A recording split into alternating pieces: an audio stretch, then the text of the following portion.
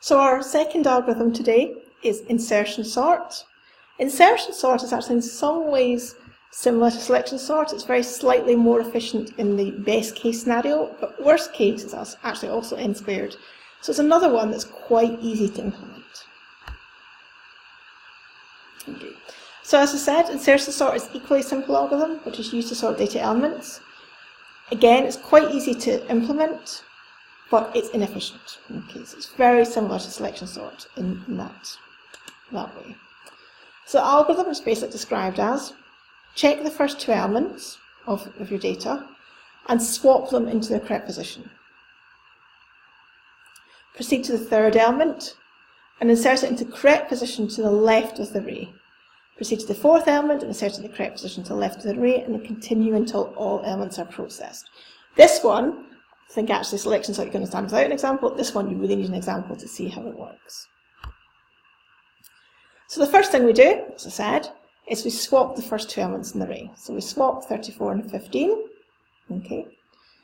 And then we need something to go into the second element position. So what we do whilst the algorithm is running is make the array that's holding the data one element longer than it needs previously. We want a blank element in there, basically.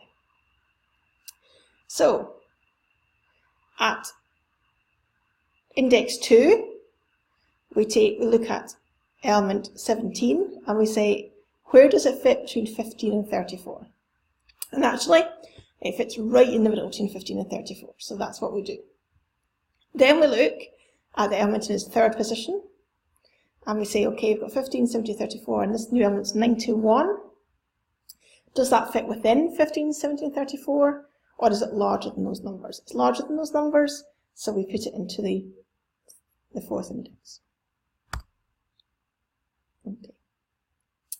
Then we look at 65 as our next element, and we say, okay, is it larger than 15? It is. Larger than 17? It is. 34? It is.